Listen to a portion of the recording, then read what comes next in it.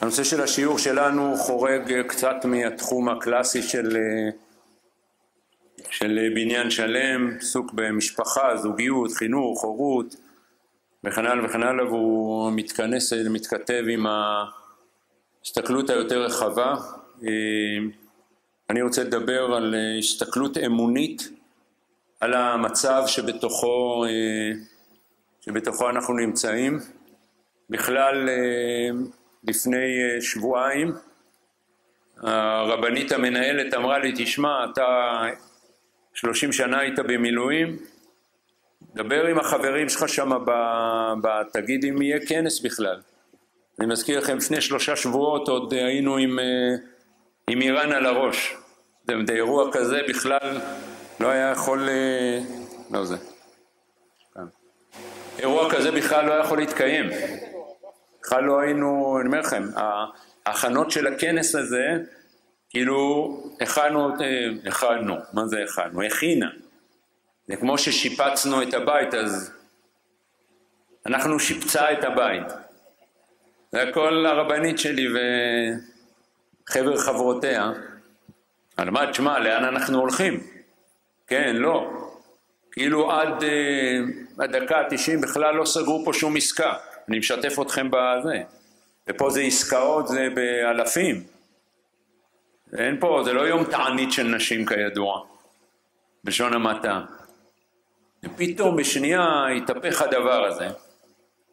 היום בבוקר בדרך לפה, שמעתי עוד 5 חיילים נהרגו בעזה, בצפון עזה.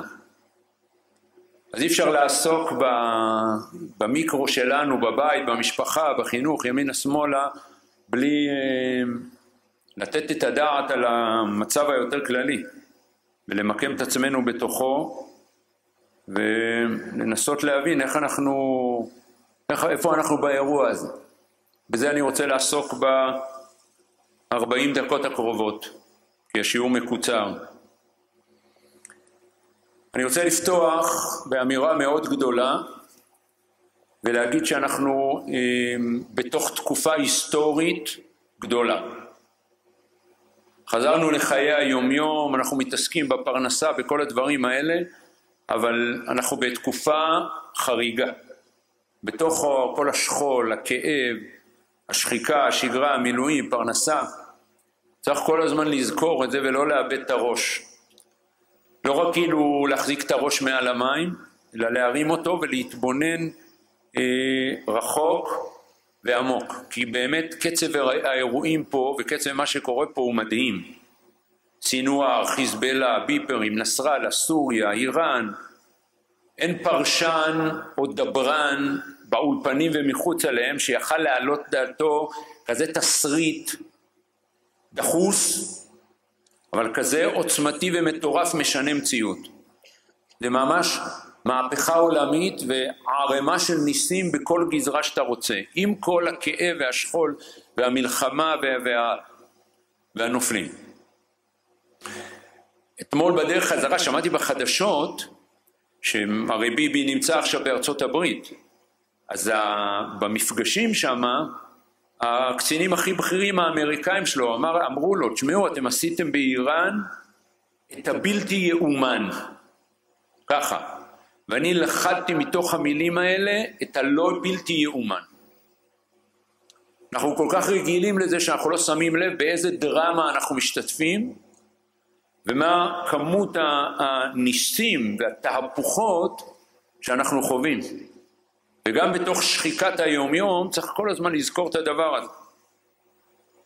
אני מזכיר לנו שלפני 80 שנה כולה אספנו את האפר מאושוויץ. אנחנו ב-2025, בשנת 1945 נפתחו השערים צבאות ארצות הברית, שצה"ל הוא זה שפתח להם את צבא איראן. בסדר? האמריקאים ייתנו את התקיפה בפורדו, איך קוראים לזה? ייתנו אותה בזה שחיל האוויר הישראלי יפתח להם את המסדרון האווירי, וזה מה שצה"ל עשה. אני מזכיר לכולם שאת אושוויץ אפשר היה להפציץ ב-43, 44, ובעלות הברית לא עשו את זה. כולל צבא ארצות הברית שמגיע לו הרבה תודה היום, לא עשה את זה ויכל לעצור את ההשמדה של 500,000 יהודי הונגריה שבתוך כמה חודשים הוכחדו. 80 שנה חלפו וחיל האוויר של צבא ההגנה לישראל, האומה שקמה מאפר של אושוויץ, פתח מסדרון אווירי לחיל האוויר של הצבא הכי חזק והכי גדול בעולם. אם זה לא נס, אם זה לא מהפכה, מה זה נס ומה זה מהפכה?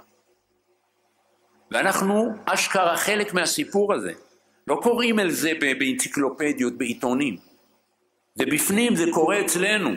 וטילים נוחתים בו, ולא עלינו נהרגו 25 אנשים, ואזורים נחרבו, נכון? ובתוך זה בניין חטף זה ו30 קומות עומדות. צריך לזכור את זה, לא להתבלבל. אבל עדיין צריך לדבר על זה, איך אפשר להרים את הראש ולדבר על העם ודברים וגאולה וזה וזה, כשיש כל כך הרבה כאב וכל כך הרבה פצועים. היום, רק היום היו פה אלמנות של חרבות ברזל ואימהות של חרבות ברזל, ושבוע שעבר היו אצלנו פצועים, נשות פצועים. כדי להבין איך להרים את הראש, אני רוצה להשמיע לכם הקלטה, שאני מקווה שתשמעו אותה, ואם לא, אני אתמלל אותה. אנחנו עושים ניסיון, איפה? יאללה. זה הקלטה של שיחה מיום ראשון בבוקר, של קלמן ליבסקינד, ואסף ליברמן, עם אבא של אסף זמיר. אסף זמיר הוא חייל שריון שנהרג. ראיינו אותו מתוך השבעה.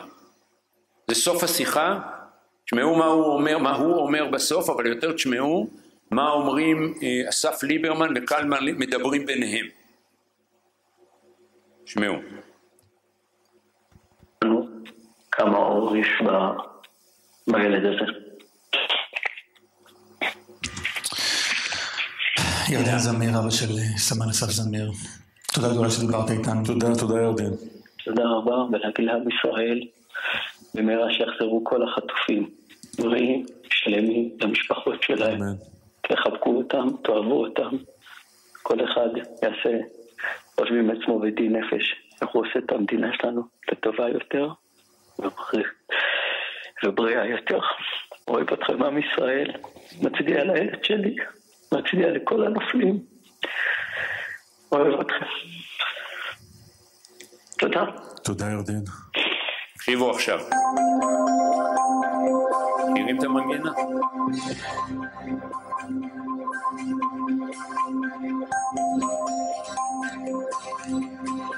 אפשר שנייה על העניין הזה? אני חושב כל כך הרבה, ראיינו המון משפחות שכולות בשנה. ראיינים הרבה משפחות שכולות.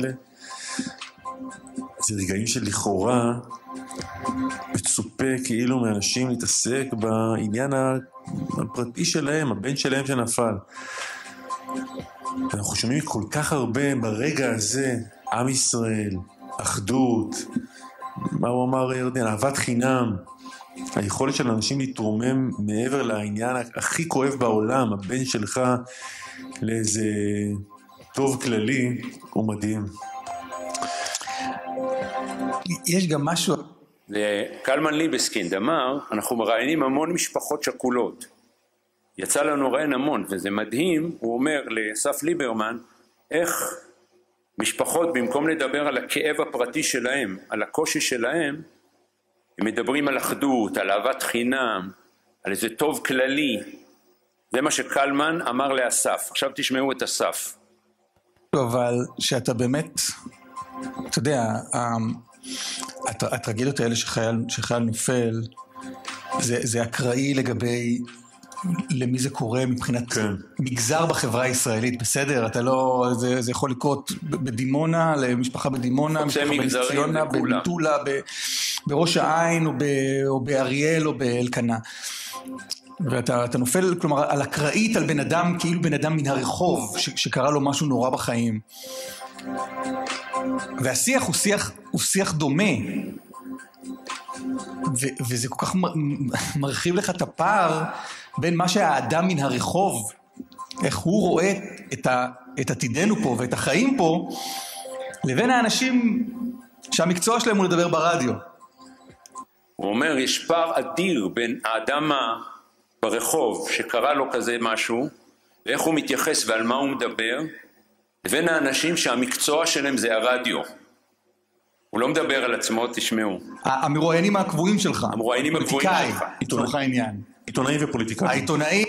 המרואיינים הקבועים שלך, הפוליטיקאים והעיתונאים, הם בעצמם עיתונאים. עם הפרשנים. ואז אתה שואל את עצמך, מהו הרחוב האמיתי? בדיוק. מי זה החברה הישראלית? נכון. ואיזה עוול אנחנו עושים לעצמנו, כשהמרואיין הקבוע בתוכנית האקטואליה, זה שמופיע לך בליינאפ בתדיר, כבר 70... שמעו מה הוא אומר, הוא אומר, תראה את מי אנחנו מראיינים. במקום לראיין את האדם הזה מהרחוב, עם העוצמות, עם הטוב, אנחנו עושים עוול. שמי שאנחנו מראיינים, זה הפוליטיקאי, זה העיתונאי, זה הפרשנים באולפנים. משהו שנות אקטואליה ישראלית, ברדיו. כן. כמה אתה עושה עוול לחברה הישראלית במי שעולה לדבר? מדויק. אומר לו בסוף מדויק, ליבסקין. לצערנו יש לנו מורים טובים איך להרים את הראש. זה מה שרציתי להשמיע בהקלטה הזאת. והמורים הטובים שלנו זה המשפחות השכולות. לפני כבר שנה התקשר תלמיד חכם למכון, אמר לנו בואו נעשה פרויקט, ניקח את כל הנאומים של האימהות השכולות בהלוויות. אתם יודעים איזה דברים נאמרים שם? איזה עוצמות, דברים מפחידים, באמת. אתה אומר, איך בן אדם מתרומם מהכאב הכל כך עמוק, מהמכה הכל כך קשה, ובטבעיות, לא בהצגה, לא עכשיו הוא נותן שיעור, מנהמת ליבו. את מה שאמרו שני אלה, העיתונאים, תראו מה זה. שאמרו, אבא, דבר פשוט, יהודי מדימונה. אומרים איזה עוול אנחנו עושים לחברה הישראלית, שאנחנו מעלים פעם אחר פעם את הפוליטיקאי, את העיתונאי, את מי שהתפקיד שלו זה לדברר ולדבר ולפרשן, ולא משמיעים את כל העם האמיתי, את האדם מן הרחוב. תראו איזה תובנה של עיתונאים. זה חוצה מגזרים, גם הם אמרו את זה, אני גם אומר לכם, עם כיפה, בלי כיפה, אנשים מדברים דברים מדהימים, דברים עמוקים, דברים כלליים, דברים של משמעות, של מסירות נפש, של עם, של כלל, התעלות, הסתכלות כואבת, בוכים, אבל עמוקה. כנראה שזה לא סותר כמו שאנחנו חושבים, שאם אתה שקוע בכאב שלך, אתה לא יכול לראות תמונה רחבה. אבל האמת שהעמדה הזאת היא לא באה בחלל ריק בכלל. ההורים מדברים בדיוק כמו הילדים שלהם. כמו הילדים שלהם. אתה קורא את המכתבים שאנשים כתבו לפני שהם נכנסו, מכתבי פרידה, לא יודע מי המציא את הרעיון העיוועים הזה. שלהגיד לחיילים תכתבו, אולי לא תחזור, אללה יסתור, בחיים לא הייתי אומר דבר כזה לצוות שלי. אבל דרך הרעיון המוזר הזה, שאני לא יודע עוד איך לעבד אותו בכלל, אתה קורא מכתבים, חבר'ה בני 21, בני 19, פה, האלה הטיק טוק. אתה קורא את המכתבים, דברים מדהימים, רק היום בבוקר, אמא של בנימין אסולין, השם ייקום דמו, שנפל בין החמישה, אומר לה, אמא, אני הולך להציל את המולדת. ואם אני אמות, אני אמות בגבורה. הזיה. אבל ההזיה הזאת זה החיילים. ואם החיילים ככה, אז ההורים שלהם, ברור שהם מדברים ככה. כי החיילים האלה, וההורים השכולים האלה, והאימהות בהלוויות, זה הרוח האמיתית של עם ישראל. זה הרוח שבגללה אנשים קפצו מעתניאל לבארי. קלמן זון היה פה היום, הרגע תפסתי אותו מתפלל מנחה בחדר מרצים. מקשת למפלסים, מתל אביב לנחל עוז.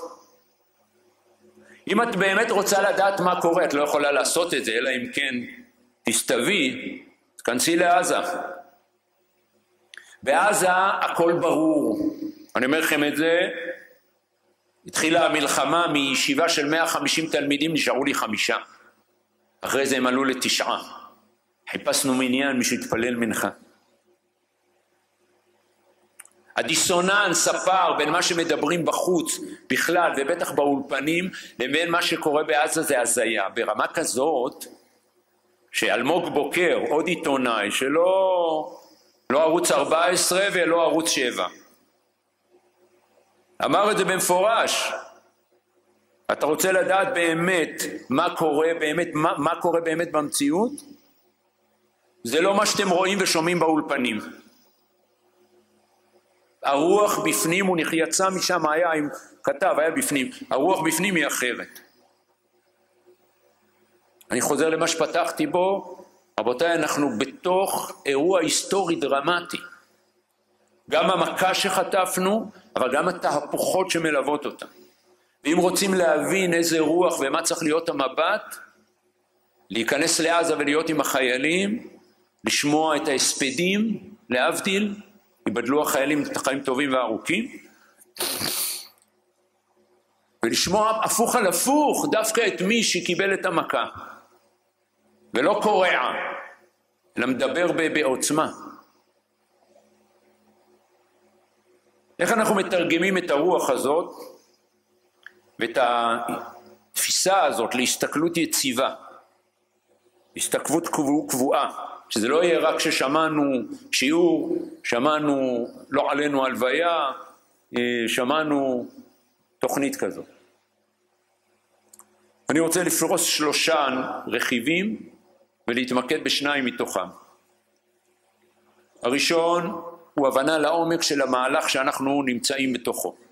מדגיש נמצאים בתוכו ולא הגענו אל סופו. 2,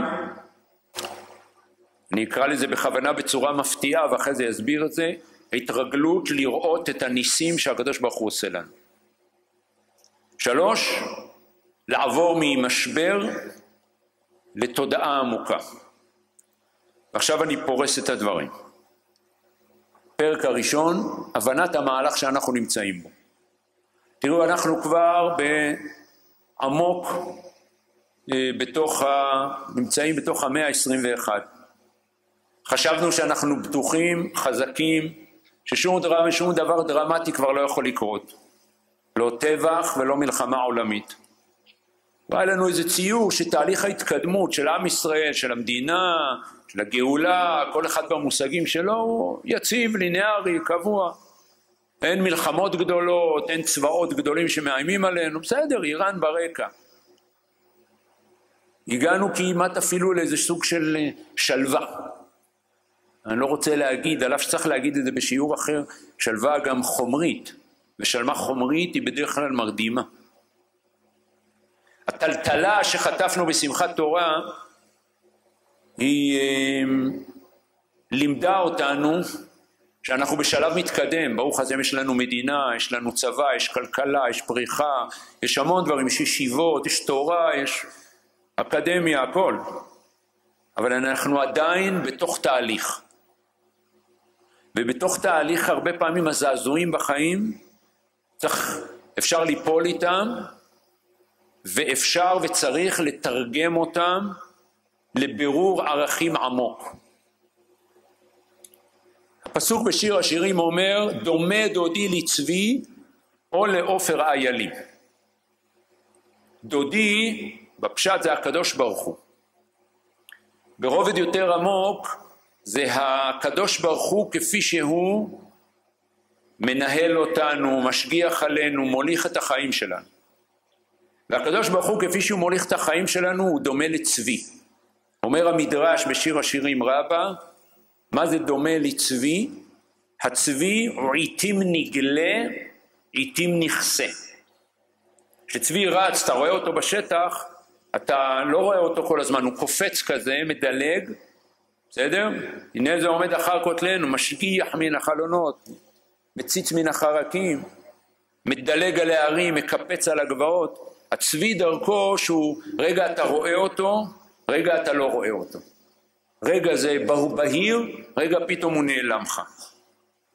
הטלטלות והשינויים שאנחנו חווים הם חלק מהתהליך שדומה לצבי. לא הקדוש ברוך הוא דומה לצבי, האופן שבו הוא מנהל את חיינו זה כמו צבי. האופן שבו הוא מחזיר אותנו אליו דומה לצבי. עיתים נגלה, עיתים נכסה. עיתים אתה רואה אותו והכל בהיר, ואיזה הצלחות, ואיזה מדהים, ואיזה זה, ולפעמים כפות. ולפעמים נראה לך פתאום שהוא נעלם, ואיפה הקדוש ברוך הוא, ואיך הוא עזב אותנו, ולמה הוא היכה אותנו ככה.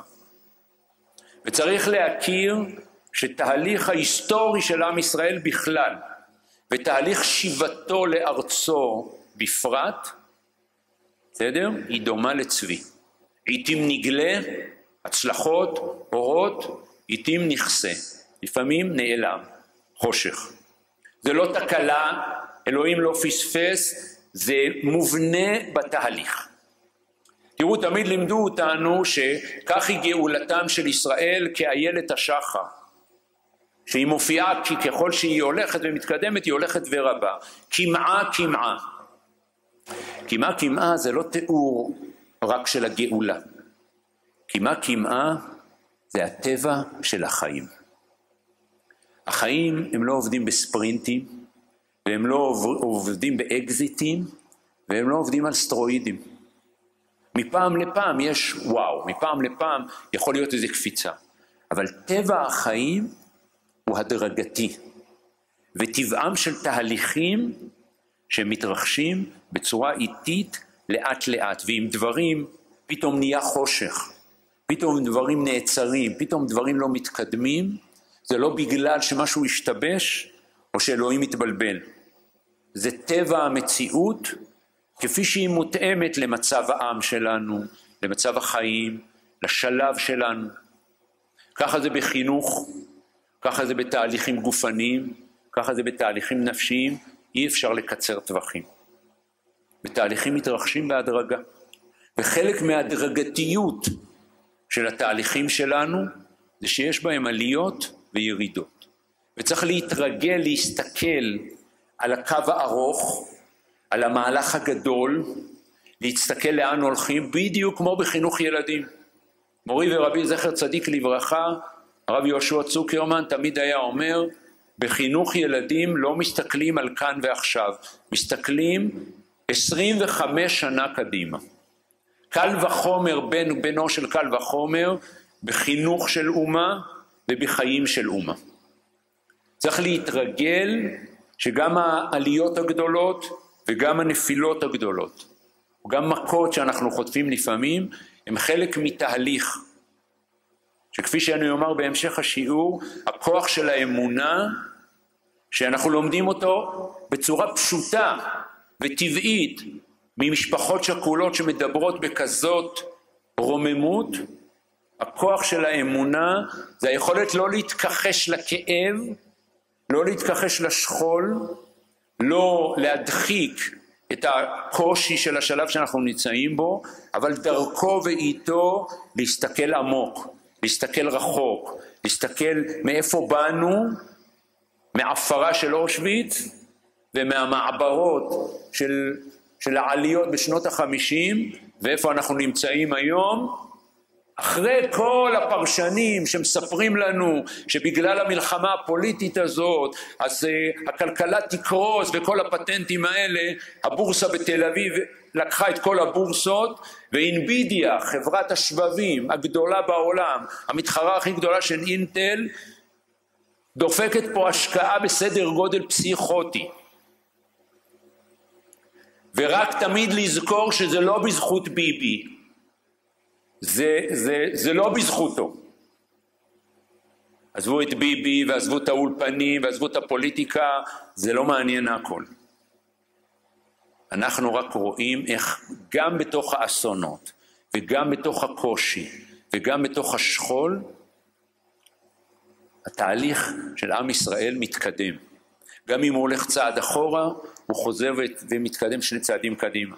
ואנחנו צריכים לשאול את עצמנו כל הזמן מה התפקיד שלנו בתהליך הזה. מה אני עושה, איך אני תורמת, במה אני שותפה, ואם הבת שלי לא תעצור אותי, אז אני גם אגיד את זה ב5 דקות האחרונות.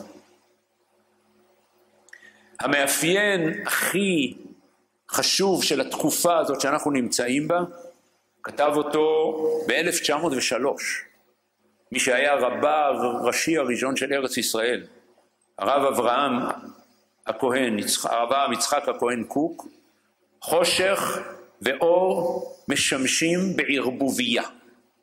חושך ואור משמשים בערבוביה. הוא אמר את זה כשהוא ניתח את העולם הרוחני של הדור שלו. כפירה וחלוציות וכן הלאה וכן הלאה. אבל באמת המשפט הזה הוא מאפיין לא רק של דור, של אנשים, הוא מאפיין של התהליך.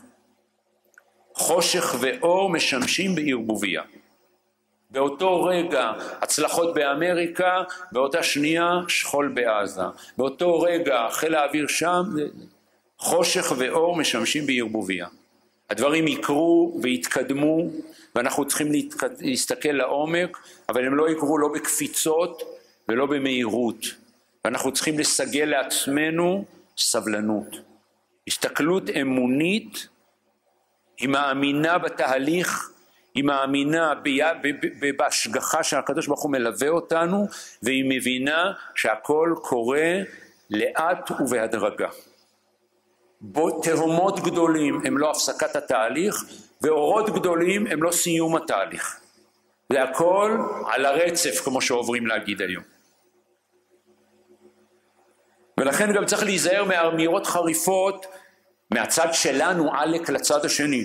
אם לא יכבשו את כל עזה, אז יהיה חורבן לכל זה. אם לא, עכשיו יחרישו ריבונות, אנשים תרגעו לכל הצדדים. הקדוש ברוך הוא, אני חוזר על משפט שתאמצו אותו, יודע מה הוא עושה. שזה פוגש אותך בבית עם הילדים שלך שמתחרפנים, שזה פוגש אותנו בקשיים במשפחה, שזה פוגש באסונות לא עלינו ביישוב, שבכל מקום. הקדוש ברוך הוא יודע מה הוא עושה. זה אמונה. לא אמונה תמינה טיפשית, אני עוצם את העיניים, לא מעניין אותי. זה אמונה עמוקה. שבתוך כל העומקים, תהליכים, סיבוכים, שכול, מכות, הצלחות, עליות, ירידות, אנחנו במרכאות לא מתרשמים משום דבר. עושים, מאמינים, אבל יודעים שהקדוש ברוך הוא יודע מה הוא עושה. יודע מה הוא עושה והוא מוליך אותנו אל הטוב, אל האמת, אל הגאולה, הוא מוליך אותנו ביד פתוחה, גם אם אנחנו בתוך שלבים מאוד קשים. ולכן גם לא לשמוע לכל הדרמטורים. אם לא יהיה ככה וככה, זה יהיה חורבן המדינה, זה יהיה רגע בבל יעבור. אנשים תרגעו, יש אלוהים בשמיים ויש אלוהים בארץ. והקדוש ברוך הוא עשה לנו בית ספר בשנתיים האחרונות, והראה לנו מה זה שאתה חושב ככה והוא עושה ככה, אתה חושב ככה והוא עושה הפוך, כאילו אלוהים מאזין לפרשנים של ערוץ 12 ואז עושה הפוך. יענו יש לו הובי כזה, אני ערף מתי זה החדשות, ב7:50, 7:55 כזה, כל המלאכים, חבר'ה, סטנד, תעצרו, אני צריך לשמוע מה איקס אומר, כי אני צריך לעשות הפוך. אבל עזבו, הוא לא הלך רק על הראש של הפרשנים, הוא הלך גם על הראש שלנו. מי היה מאמין אחרי מה שקרה בעוטף, שזה מה שיקרה בלבנון? מי היה מאמין שחיל האוויר של מדינת ישראל הסתובב בשמי טהרן כאילו אין מחר, כאילו הוא בתרגיל של חיל האוויר? אז היה. הקדוש ברוך הוא יודע מה הוא עושה, והוא כבר התהפך על כולנו מספיק פעמים בשביל שנסגל ענווה. ענווה והקשבה למה שהוא עושה, ובסבלנות נגיד קשה עכשיו, יהיה טוב עוד מעט. ועוד יותר טוב, ועוד יותר טוב, ככה קוראים לשיעור, לא? ויהיה לי עוד, אני אולי אגיד מילה על השם של השיעור בסוף. וזה אני רוצה לצרף יסוד שני. היסוד הראשון, אם כן, הכרת התהליך, הדרגתיותו, מורכבותו, והידיעה והאמונה שהקדוש ברוך הוא מנווט אותנו, ויודע מה הוא עושה גם בחלקים הקשים, גם בחלקים השמחים. יסוד השני שאני רוצה לדבר עליו, ממש בקיצור, כי זמני טס, הוא, כמו שאמרתי, להאמין בניסים. עכשיו, אצל רובנו להאמין בניסים זה לחכות שאלוהים יתערב, ויעשה הוקוס פוקוס, והוא יגאל אותנו בקרוב. וישנה את המציאות במכה, מה שאנחנו לא יכולים. ותפיסת הנס והאמונה בניסים שאני רוצה לדבר עליה, היא הפוכה ב-180 מעלות. תפיסת הנס שאני מדבר עליה היא בכלל לא עניין של חיפוש ניסים, ולא חיפוש שאלוהים יתערב. מי שצריך לעבוד פה בעולם הזה זה לא הוא, זה אנחנו. לשאול את עצמנו מה תפקידנו, מה ייעודנו, למה באנו פה ולמה שמחזיר אותנו לארץ, מה ש1800, 1900 שנים של יהודים לא זכו, ומה התפקיד שלנו בסיפור הזה. והוא התפקיד שלו לא לעשות קסמים, ולא לעשות ניסים שיפתרו את הצרות שלנו ויקצרו את התהליכים שלנו, בדיוק הפוך. להאמין בניסים זה לראות את השם בתוך מה שאנחנו עושים, בתוך המעשה האנושי שלנו, בתוך המעשה הטבעי שלנו. להאמין בניסים זה חנוכה ופורים. לספר ניסים זה מצווה בהגדה של פסח, ביציאת מצרים. זה הפעם היחידה שהקדוש ברוך הוא עשה מופע יחיד והראה לכולם מי מנהל את העולם. זה נס יציאת מצרים. אני ולא מלאך, אני ולא שרף, אני ולא אחר. זה תצוגת תכלית, איך אמר פרעה, לא ידעתי את השם וגם את ישראל לא אשלח, אז ביציאת מצרים הקדוש ברוך הוא הראה, הנה אני ולא מלאך. בחצות הלילה אני יוצא בתוך מצרים, אני ולא מלאך, אני ולא שרף, אני ולא אחר. לא אדם ולא מלאך, לא כלום. מופע יחיד אולטימטיבי. ומיד אחריו, מיד אחרי קריאת ים סוף, ויבוא עמלק וילחם עם ישראל ברפידים, לא השם ואפילו לא משה. יהושע עם חיילים יוצא לקרב, עוד לפני מעמד הר סיני, ומשה עומד על ראש הגבעה, והיה כי ירים משה את ידו וגבר ישראל, ולכן תמכו את ידיו. שואלת המשנה, וכי ידיו של משה עושות מלחמה? מה, הידיים של משה, מה זה הוקוס פוקוס, מה זה קסמים? עונה המשנה, מה פתאום? הידיים של משה הם רק סימן איפה הלב של העם נמצא. אלא בשעה שישראל משעבדים את ליבם לאביהם של בשמיים, מיד הם נוצחים. זה תפיסת הנס, אני צריך להילחם, אני צריך לעשות. הנס הוא לא במקום המעשה האנושי, הוא בתוך המעשה האנושי. אנחנו צריכים לעשות ולראות ניסים, זה להכיר בהשגחת השם שמלווה אותנו בתוך כל המאמצים שלנו. הזמן רץ, אז אני אגיד לכם, שהמכה הראשונה של הפצצות ירדה בטהרן, ונמחקו 11 מדעני גרעין, 19 תתי אלופים, חצי מטכ"ל של האיראנים, ירדו על כל היעדים המרכזיים. במכה הראשונה הזאת, אתם יודעים מה קרה בבור של חיל האוויר? מה עושים בדבר כזה? פותחים שמפניה, נכון? מה פתאום? אתם יודעים מה קרה?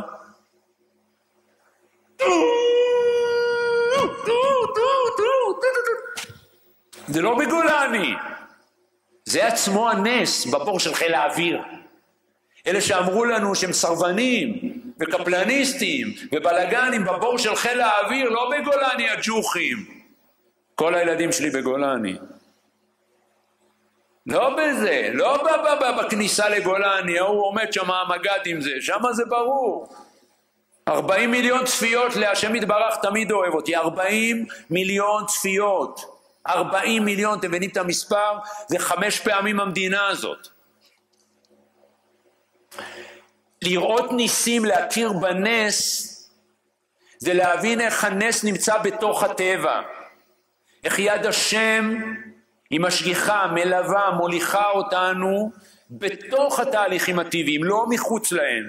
זה לא לחפש שאלוהים יעשה פה משהו על סטרואידים אקסטרים, הפוך. זה לראות את השגחת השם בתוך הטבע, בתוך הבנייה שלנו, בתוך הלידות שלנו, בתוך הבתים שלנו, בתוך הכלכלה שלנו, בתוך המעשה שלנו.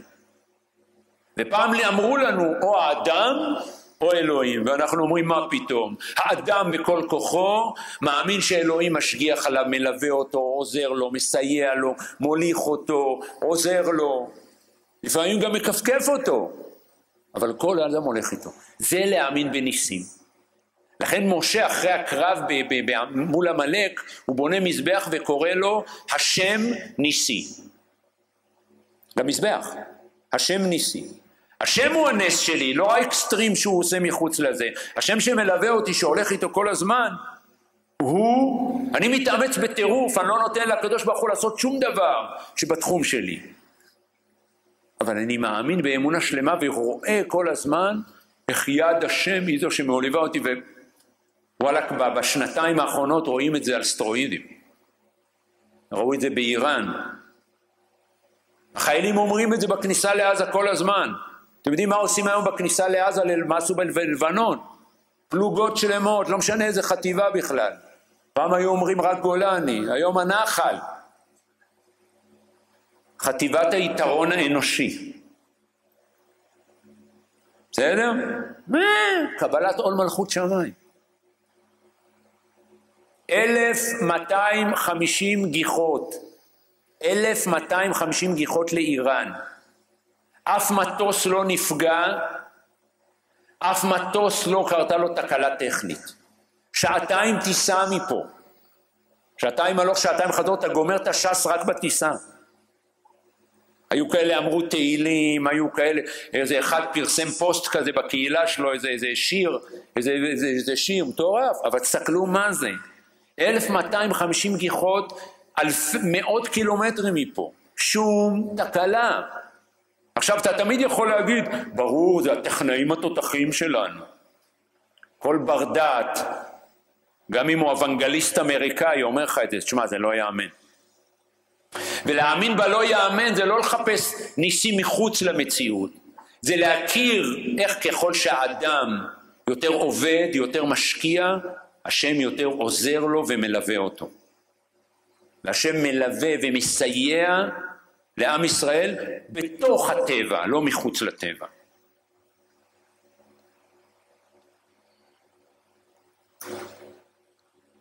אמונה בנס משמעותה אמונה בסיוע של הקדוש ברוך הוא. אמונה בכוח המשולב של המעשה והאמונה והלימוד המתמיד של השם יתברך. זאת משיחיות. זאת משיחיות אמיתית. זאת משיחיות אמיתית. לא מה שהם אומרים, אתם משיחיים. תשובה, נכון, אנחנו משיחיים, לא מתבייש בזה. אני משיחי. להיות משיחי זה להיות מלא בתקווה.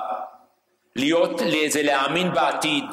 ולהביא את העתיד הזה בידיים, מתוך אמונה שלמה שהקדוש ברוך הוא מלווה אותי ועוזר לי, ובמקומות שאני אצטרך אותו הוא יעזור לי, בגלל שאני מתאמץ ועושה.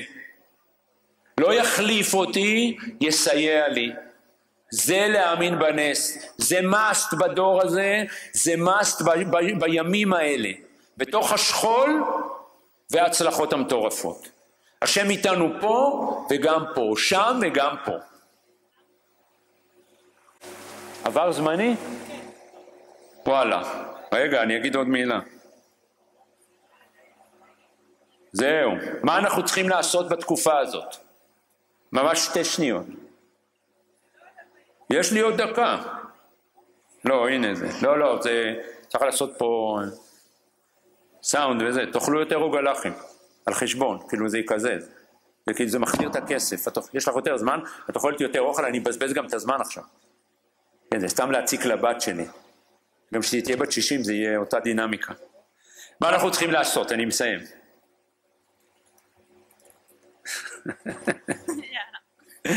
קומה ראשונה, הכל בראש, הכל בתודעה. הכוח שלנו בתודעה שלנו. באמונה, בסבלנות, באמונה בסייעתא דשמיא. קומה שנייה, חינוך, חינוך, חינוך, חינוך, חינוך. משם הכוח, משם האמונה, משם הערכים, חינוך, חינוך. קומה שלישית, לא להתבלבל, לחזור לערכי היסוד שנשחקו תחת גלגלי הטכנולוגיה, ההייטק, הפוסט-מודרנה, המודרנה. חינוך, התיישבות, חקלאות, תרומה למדינה, צבא, התנדבות, ומעל הכל תורה.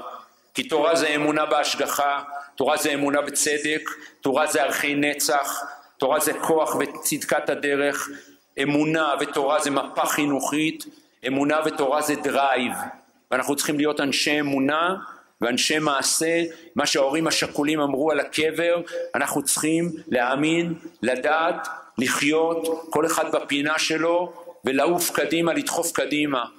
לדחוף קדימה, ובעזרת השם, בעזרת השם ניסי, נעשה ונצליח. אמן.